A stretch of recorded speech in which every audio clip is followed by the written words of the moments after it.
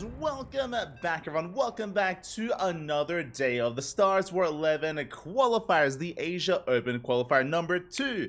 I'm of course host ZvP, and with me I'm joined by these amazing players, by the lovely people in the chat. Welcome everyone. Hope you've all been doing well, and hope you're ready for the final Open Qualifier. It's been a grueling couple of weeks. We've gone through the Korea region, we've gone through Europe, we've gone through Americas, and now we're here with Asia to determine the final players to qualify for the closed qualifier of the Asia region.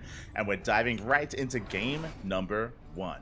And spawning in the bottom right hand corner of Hardlead, we have our red Zerg player from the land of Hong Kong, representing Team Hyper 1. It is GogojOey. And spawning in the top left hand corner, we have in-game at least a barcode. Let me just quickly fix that. We have the Chinese Protoss. The Chinese Protoss player himself, the blue Protoss. It is Sheep. And I'll be honest, I'm a little bit unfamiliar with Sheep. I did notice them in the qualifier yesterday, in the first Open Qualifier, and they took Coffee all the way to the ace match, which is impressive. We didn't quite manage to watch the games, but we saw the score on the bracket, and Sheep was looking very impressive in said bracket. Got knocked out in the first round, but he took a game off of Coffee, which is not an easy thing to do. Coffee, of course, is one of the best Terran players in all of China, and Coffee did qualify yesterday, but stumbled against Sheep, so I want to believe that he can take it here to GogojOey. Meanwhile, for those who are unfamiliar, GogojOey, of course, he is the best player in all of Hong Kong, is the best player here, and he is looking to make a deep run, looking to qualify as well. A big fan, personally. You know, we've casted GogojOey for many years at this point, and I want to believe he can make a deeper and deeper run. But we'll see. We'll see. Nowadays, GogojOey is a part-time pro player. We were catching up earlier, and for those who are unaware, GogojOey, he finished his studies, and nowadays he works in a lab. I think I'm unfamiliar exactly what he does, but he's like a lab assistant or something along those lines. You know, hard at work, busy on most days, and he does still partake in events, in StarCraft events, but part-time. He's a part-time player nowadays, so not quite at the level that he once was, but I want to believe, you know, form is temporary, class is forever. Class is, God, forever, yeah. I forgot the quote. I misquoted it as well. You get what I'm saying. You get what I'm saying. I want to believe that GogojOey, he still has it in him here to make a deep run and even qualify. We'll see. For the time being, it's going to be a standard opener. We do see the unnatural natural being taken here by GogojOey. Oh, my apologies. Hold on. There we go. Yeah, the unnatural natural coming in. Going to be eventually looking to expand, take our third base, going hatch gas pool. Nothing crazy out of our Zerg player. Meanwhile, on the other side, from our Protoss, we do have a Stargate opener. We have our tech of choice Stargate here as a part of the wall. This should be for an Oracle-based opener into a third base, but again, I'm unfamiliar with Sheep, so he may be opting to go for something more aggressive. We could see a Void Ray first, we could see a Phoenix as well. We have options with how Sheep wants to open up and how he wants to approach this. As for now, the Adept's going to be harassing across the map, going to be dancing with these Lings, shaving off a couple of them, as we do force a bit of a better reaction, a bigger reaction out of GogojOey. Meanwhile, we're waiting for our first unit of choice from Sheep, and it is, in fact, going to be the Oracle. Okay, so looking like a standard opener here. It's going to be Oracle harass into a third base. Our follow-up tech is going to be a little bit more unorthodox, or a little bit more up in the air. We'll see what we go for. GogojOey is coming in for a scout, trying to get a read on what exactly is going on. As so far, Adepts, they're going to be shaving off at least a couple of Lings, shading into the main base as well, and we managed to get a couple of drones. 2 to 3 drones going to be going down. Very good damage done already here by Sheep. GogojOey out of position with those Lings. And finally, he will clean this up. 5 drones go down. Well worth... No shot! Well worth it here. And GogojOey is going to be tapping out off the bat. That's a bit of a feels bad, man, but that damage should not be happening that early on. GG. And before we can even get into our build, Sheep takes game 1. GG. Oh, no. Hold on. I need to, my apologies. Looks like the score is not quite correct on screen. There we go. But, yeah, before we could really sink our teeth into the game itself, a little bit too much damage dealt. We have the Oracle follow-up as well, which means even more drones are going to be going down. And at this level of play, you can't afford to make these little mistakes. And you can see how a small mistake can really just snowball out of control. And again, like when it comes to these early on economic losses, when it comes to dropping drones this early on, I mean, it just deals so much damage. It snowballs out of control. We need to tighten up here, at least against a player like Sheep. And GogojOey, I'm sure he's one not to make the same mistake again. I hope so, at least. But again, I'm feeling for GogojOey right now. It's a frustrating feeling, slipping up and taking a loss so quickly like that. So I hope GogojOey can bounce back here. We know he can. We'll see. As we're going to be loading into game 2, we're going to be loading into Alcyone. I see in chat. I was reading something on my phone. What happened? 5 drones died. In the initial Adept harass that is meant to only harass and at most get like 2 drone kills, it snowballed out of control and got far too much damage early on. And with that, it's a bit of an anticlimactic end to game 1. But now we're getting into game number 2. And again, I want to believe that we can bounce back and force an ace match. But here we go. The pressure is on. And spawning in the top right-hand corner of Alcyone, we have our Zerg player from the land of Hong Kong representing Team Hyper 1 down in this best of 3. Hopefully he can bounce back. Give him your energy. Give him your support. It is GogojOey.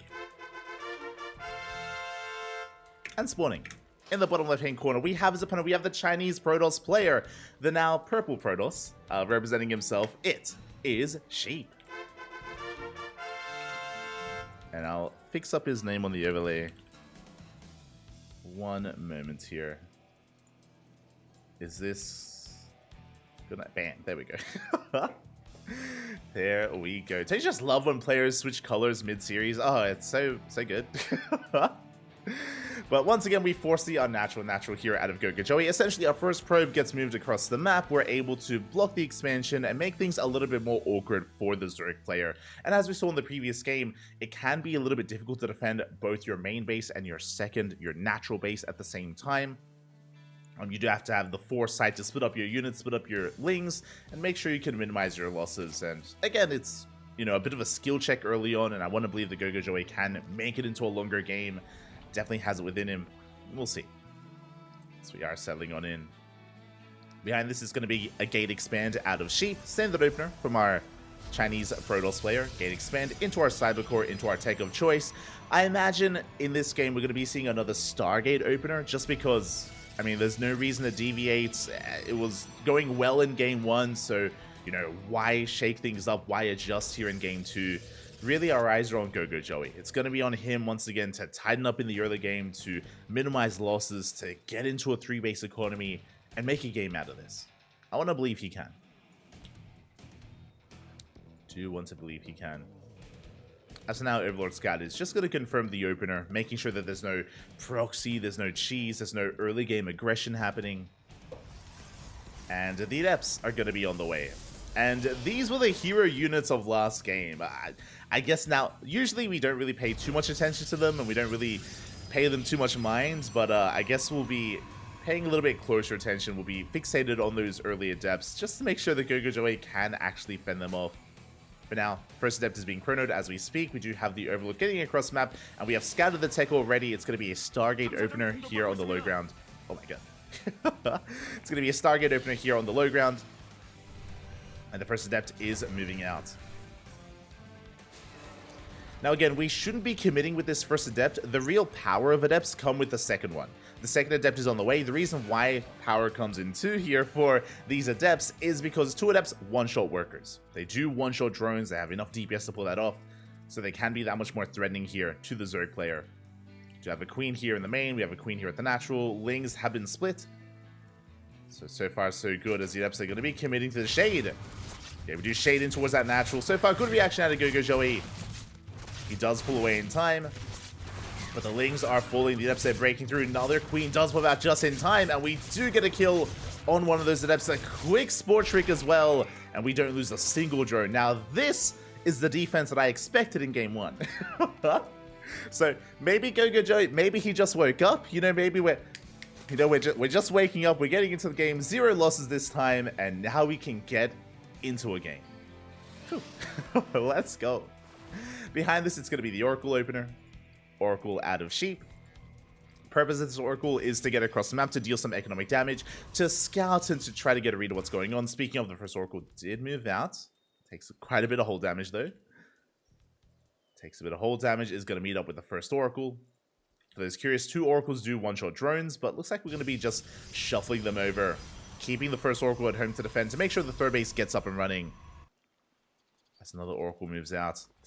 Drone's a bit exposed. Oh, we got one. We got one. We don't quite get the second drone. Once again, a quick sport trick there out of GogojOey, keeping that worker alive. Does maintain his natural.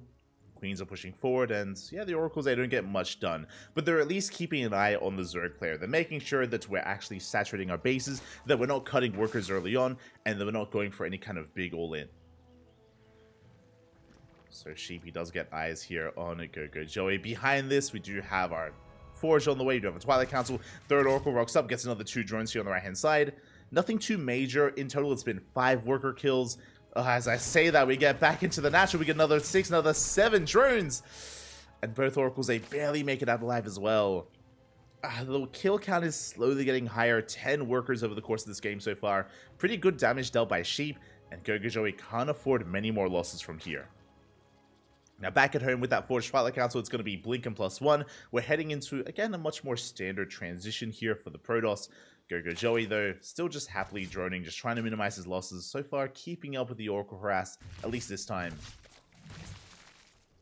Yeah, the Oracle does end up hiding there in the corner of the map. Regenerating its shields, getting ready to dive in once again. And we have our take of choice. Bold move here by GogojOey. I was about to say, we don't see a Roach Warren. Like, are we going to go into Mutas? Are we going to go into Hydras? We have our answer. Hydra Den has been thrown down. So GogojOey is going for a Ling Hydra-based composition. It is a very fragile composition. Has a lot of DPS, has a lot of firepower, but can be quite fragile here. Can be vulnerable against Colossus-heavy compositions, against Charger Archon. Thankfully, it's against +1 Blink Stalkers. This is the ideal for Ling Hydra. Hydra Den has completed, and Hydras will soon be on the way, so things are looking up here for GogojOey, outside of the dead workers, of course. We're getting our 4th base up and running. Stalkers, they have arrived. They're going to be applying a bit of pressure here. Again, Blink is still a ways off, by the way, so Sheep has to be very careful with his army control. Doesn't want to get surrounded, doesn't want to get caught out. Blink finishing up in a couple of seconds. And he's just applying pressure. We do have some stasis traps being set up behind this. Queens are going to get caught out. Ooh, GogojOey overextending, losing 1 queen. Let's lose a queen. We do see the Ling Hydra once again collapsing on this, but Blink is done. We can escape those Lings. And we still have those stasis traps behind this that we can pull back to. And we are not going Ling Hydra. I mean, we are going Ling Hydra, but we are taking up very quickly into Lurkers. Lurker Den is on the way. GogojOey looking to fortify himself, rushing into Lurkers. This is the ideal anti-ground toss army. And we're almost there. It is going to be Lair Tech Lurkers, which is less than ideal, but we'll still be there. Oh, as the Hydras, they are going to be struggling a little bit here. So far, no Hydra has gone down. But you can see how fragile this army is. So many Lings do 4 Stalkers. They're pushing on forward. So far, good Blinks here at a Sheep. Has minimized his losses. I believe hasn't lost a single Stalker. Look at the efficiency here in the unit slots tab. Only losing 1 Adept, getting a lot of damage done on that 4th. Lurkers are on the way, but until they finish up, we are vulnerable. And Sheepy snowballing out of control. He will barely shut down that hatchery. Going for the queens. The base goes down, a queen as well. And GogojOey has sustained a lot of damage. But remember, the reason why he was so vulnerable here is because he was taking up so quickly into Lurkers. And now he has them. He's here, and he can turtle. His goal here is to defend, turtle up, mass an amount of Lurkers until he can survive and counterattack across the map. Basically, GogojOey is playing a very defensive style. Very defensive style here at a GogojOey. And it's going to take a while here for him to eventually move out. So he's stuck defending. Meanwhile, if our Protoss recognizes what's going on and we haven't seen the Lurkers yet, we can just take advantage of him and we can just freely expand. We can take this 4th base, take a 5th base, take the gold as well. Really, the world is Sheep's oyster. Wait, what? Yeah, the world is his oyster, and he can do whatever he wants from here. Once he recognizes what's happening, he can even tech up into Sky Toss. For now, still being active. Oracles move out. Big scout here. We get the revelation on the lurkers. Now we know what's been going on. We're going for a second robo. Third robo has been thrown down. So our answer to these lurkers is not going to be Sky Toss. It's going to be Robotech. It's going to be Mass Immortal. And Immortals can do surprisingly well against this kind of army. Immortals and Disruptors. So this is a risky move here out of the Protoss player, but it's a way to just keep being active, maintain our pressure and aggression, and we deny a fifth. We deny the fifth base. The fourth is up and running. Storm gets thrown down, grazes the Hydras. And as we distract the main army, Zella Rumba on the right-hand side, Lurkers barely out of position, and drones are going down. At the same time, we dive on top of the army. We blink on forward. We focus down the Lurkers. Big Storm here on the Hydras as well. And GogojOey, he's being pulled apart. He barely doesn't have enough. These Stalkers are getting low, though. Stalkers are getting very low, but we get a kill on the fourth base, and that's worth it for the Protoss. Sheep killing this base is all he really wanted. And he might not be able to kill GogojOey, but he's crippling his economy, and you can see that Sheep he's remaxing. You can see he's almost at max supply. Remaxing with Mass Immortal. And soon he's going to be ready to just pull the trigger and send it across the map, and GogojOey, he just, again, hasn't been able to hold on to his bases, hasn't been able to defend. Let's pull out of position a couple too many times. I do like this Ling run by, but yeah, we have plenty to defend back at home. Yeah, Lings are getting shut down. There's nothing keeping Sheep pinned back, and now he can move out with everything he has. What do we have to work with? We have 5 Immortals, 4 Archons, a good amount of Stalkers. And this base, what do we have to defend? Only a handful of Lurkers here in position. We've got a bit of stack defense, but at the end of the day, it's a numbers game. It's a numbers game at this point, and GogojOey just does not have enough. Ooh. Big spine shots going off here on the army. Again, we are repositioning. That's a lot of Lurkers. To be fair, if GogojOey has all of his Lurkers in position, he can hold on to a base. It is going to be difficult to break this. Again, this is the Lurker count that GogojOey needed a couple of minutes ago is the problem here. Like, he's still recovering, still stabilizing, still trying to get his fourth base back up and running. Pushing into all these Lurkers, it's not going to be easy. And there it is, Sky Toss. I assumed we were going to be seeing Sky Toss earlier. We were a little bit stubborn in investing into all these Immortals, so Sky Toss is going to be delayed, but it's on the way regardless. So we have a massive amount of Stargates, a Fleet Beacon, we're soon to take to the skies, which means Sheep isn't really looking to break in. I mean, he can't, to be honest. Like, with all these Lurkers, we can't really push up any of these ramps, but what we can do is contain. We can deny any 5th base from going down. We can see GogojOey, he's trying to sneak out a 5th base on the right-hand side. Sheep should be able to punish him. If Sheep gets vision, though, that's a thing. He has some stasis traps over towards the left-hand side. He's expanding towards his opponent as well, taking one of GogojOey's bases. Bold move out of Sheep. Oof. He blinks forward, gets one Lurker, backs off. But again, he doesn't see the 5th base getting up, so GogojOey is sneaking out a better base. You can see GogojOey, at one point, he was down like 70 supply. GogojOey, he was far behind in the army supply, but he is recovering. He's maxed out. GogojOey, he has maxed out on a Hydra Lurker. Speaking of, no, some of these Lurkers, they get caught out. They're left exposed. Yeah, Lurkers on their own, they're quite vulnerable, and they're going to be hunted down. Again, GogojOey attempting to go for a run-by, attempting to go for a counterattack. Gets caught out. At the same time, he does manage to get across the map. Right through the center. Sheep turning back around. But this is going to be a one-way trip. There's no way home here for GogojOey, and Sheep is getting ready for a surround. Coming in from behind, we have a couple of reinforcements trickling in as well. Yeah, but there it is. The Storm on the army, on the Hydras, on the Lurkers as well. And we're going to clean this up. And yes, GogojOey, he did kill a base. That's true. But GogojOey doesn't have the biggest bang to work with. He plummets once again in supply. GogojOey, he's down to 6 Lurkers. And we're triggering a counterattack. Yeah, here we go. Sheep, he's moving out. And we just threw away so many Lurkers. We don't have that defensive line anymore. We're not ready for this. Yeah, Revelation's thrown down. We see that there's nothing in position. We have a couple of Lurkers on the way. They're morphing in, but it may just be too little too late. We have 3 lurkers here in position. A couple more rotating over. The storms, they land! They land on the lurkers. And we focus down the base in time. From here, we can rotate around. We can find another base. At the same time, though, Big Link counterattack takes down a Nexus. But again, Sheep, he can afford losses.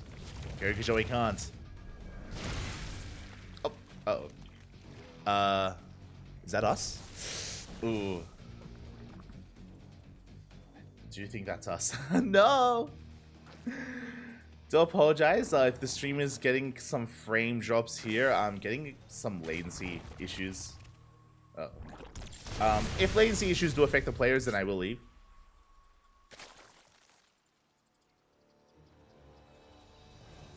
I will leave the game.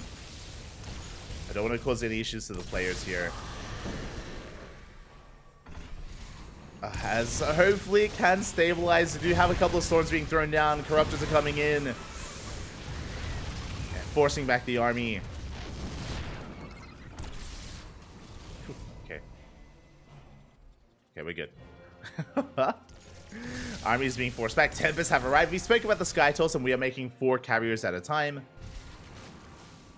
We are making those carriers. Oh, we have the token Swarm Host. Let's go. It's not a Zerg game without one at some point. Storm Host gets made accidentally. We do have a couple of Corruptors. We're going to be able to pick off a Tempest. Not bad. Now, the problem here, yes, GogojOey does have Corruptors, and thankfully it looks like our latency has stabilized. And we do have Corruptors, that's true, but they're 0-0. They don't have any upgrades whatsoever. They're vanilla Corruptors. Not ideal here. Against our Protoss, against Sheep. Yeah, we're going to be pushing forward. We have plenty of storms available. How many lurkers is the question? Well, decent amounts, rotating over once again. GogojOey, he has remaxed. Like GogojOey, he's holding on. Doesn't have a bank, but he's holding. Zellarunback comes in, runs into a wall of lurkers. GogojOey, he does hold, he does defend. Vipers are amassing. So far, good positioning with his lurkers. Still no air upgrades on the way for GogojOey, which is concerning. Does mean that as the game goes on, he will be outscaled. As Sheep, he's already got +2 air attack. And +1 air armor. As we rotate around, GogojOey gonna try and collapse on this. It does end up yoinking 2 of those carriers. He gets 2 just barely off, but the storms, they punish the dive. They rain down on the Hydras and the Corruptors. Not like this. As GogojOey, the lurkers are in position, but we have a detection. We do shut most of them down. They got a lot of damage done. We do force a recall. Not a bad fight there out of GogojOey, especially as we catch a couple of Immortals here in the retreat. GogojOey, he survives. We're surviving. Broodlord's on the way. Greater Spire is done, so we're getting out of lurkers into Broodlords instead. Just going full Sky Zerg with Vipers, Corruptors, and Broodlords. But again, the biggest issue that I have with this, and the biggest concern that I have, is the fact that these bases have been freely mining. The entire time, it's been GogojOey on the receiving end of aggression, and he's on 5 bases. As you can see, he's double expanding, desperately trying to get a 6th base. He needs another base to maintain himself, and Sheep has been just freely taking the gold, taking the southern base as well. Now, Sheep doesn't have a gas bank, to be fair. But he's got a lot of minerals, and we push on forward. We dive on top of the base. 5th base goes down. GogojOey, he needs a 6th, and he loses the 5th. Corruptors, they chase this down, though. It looks like we do pick off another carrier. Oof. We take a lot of storms to the face. Basically, GogojOey has to be as efficient as possible, and he's been struggling a little bit here. Has expanded towards the north, though. Taking these 2 bases. Meanwhile, 6 Stargates just finished. We're still rebuilding with Tempest, Carriers. We have Flux Veins on the way for a Void Ray transition for the Protoss. Again, Sheep is still looking comfortable. But he's one bad fight away from GogojOey taking down bases. Good feedbacks on those infestors. Oh, we do get a fungal.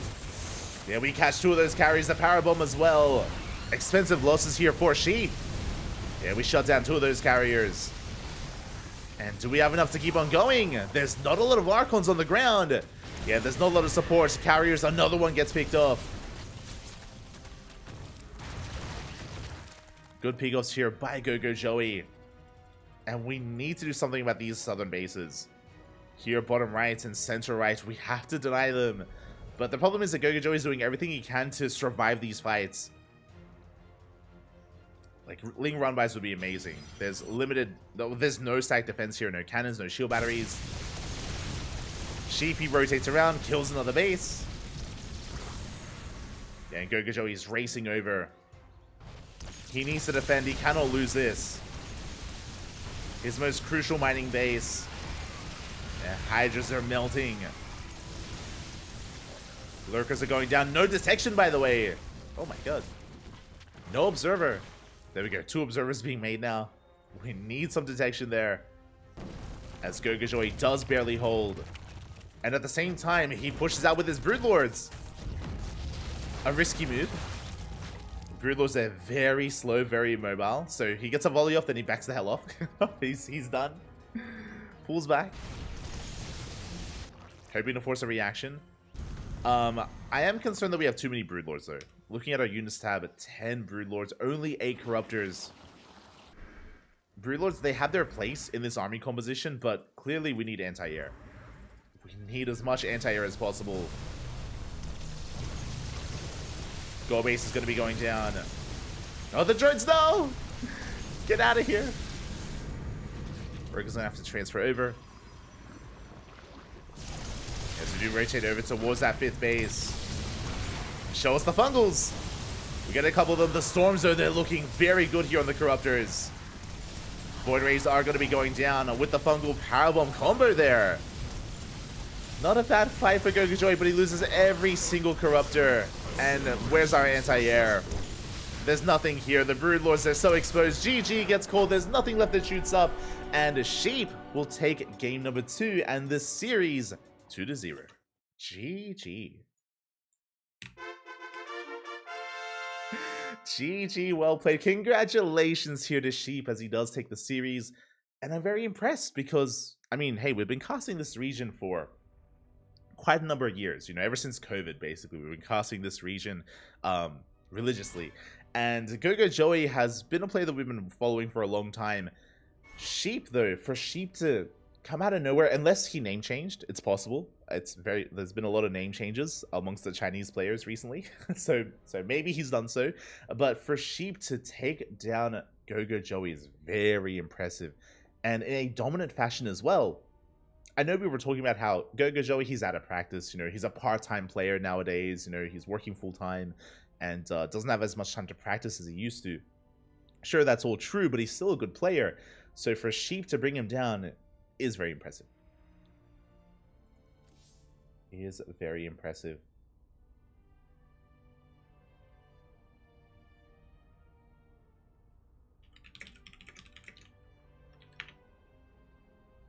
It is very impressive. And with that, Sheep, he will advance on into the next round to face off against his next opponent.